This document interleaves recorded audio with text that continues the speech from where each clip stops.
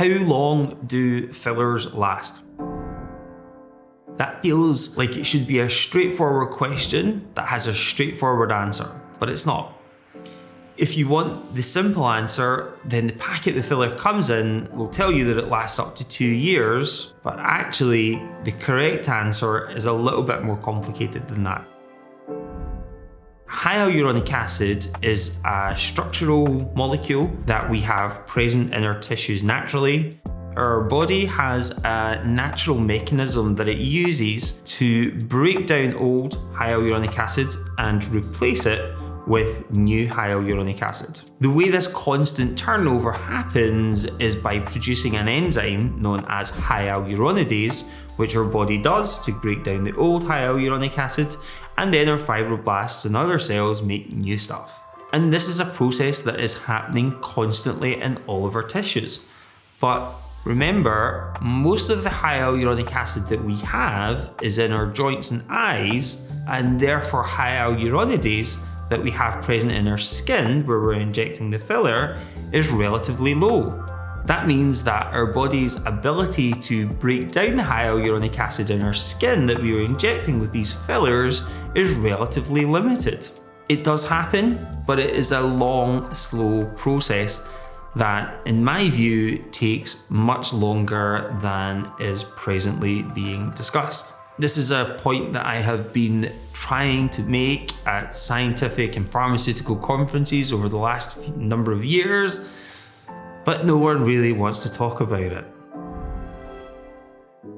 To explain that properly, I need to take you back a couple of generations of filler to the 1980s when injectable fillers first became popular. The products that were used back then were collagen products that you might remember. Because it was a foreign material, it was being attacked by the host immune system and it was broken down relatively quickly via that immune response. But that's very different to the way that we break down hyaluronic acid, because the hyaluronic acid we inject is identical to our own body's hyaluronic acid. Therefore, we don't get that immune response breaking it down, and it gets broken down gradually over time by the release of hyaluronidase, which we've just said there's actually not that much of. When they started doing these trials, they followed the patients up for 4 to 6 months and saw that the hyaluronic acid was still there long after the collagen had gone. So the assumption was then, oh, well, we've now got a product that lasts for 6 months, as opposed to the collagen, which only lasted for a few months. Happy days. But what they didn't do was follow those patients up even further to see how long it really took for the filler to disappear. The way they assessed the longevity was by looking at photographs of patients rather than using any more detailed type of imaging like MRI scans. So it then became the accepted mantra that hyaluronic acid products last for 6 months and eventually 9 months or 12 months.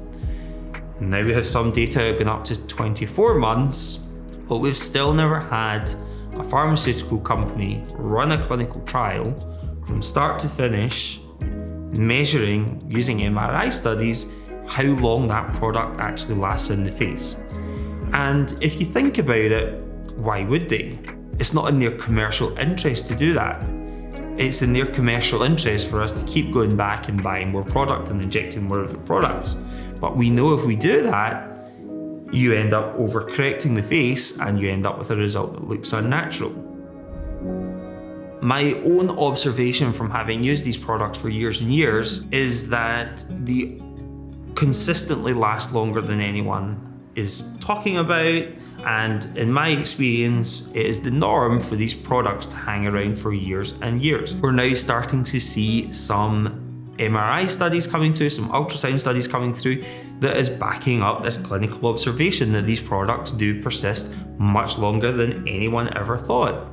So what it really means is that you need to be really careful about how frequently you top up your fillers. Most of the patients that I see are in their 40s, 50s and 60s, and by the time you have reached that age, you've accumulated quite a lot of volume loss. So it stands to reason that when we start treating you, we're probably going to use quite a lot of volume, and whether we do it in one session or in a number of sessions broken down over time doesn't really matter. But when we reach that point where your volume has been optimally corrected, we need to take the foot off the gas, and our touch-ups and top-ups need to be based on the clinical picture, what your face looks like, rather than the chronological time period it's been since your last treatment. So there you have it. Fillers are generally very safe, they last a long time, and possibly longer than anyone is expecting them to. The most important thing that you can do is make sure you find a doctor who has lots of experience and that you feel you can really trust to give you the right advice. Any questions or suggestions for future content, please pop them in the comment section, and don't forget to like and subscribe to our channel.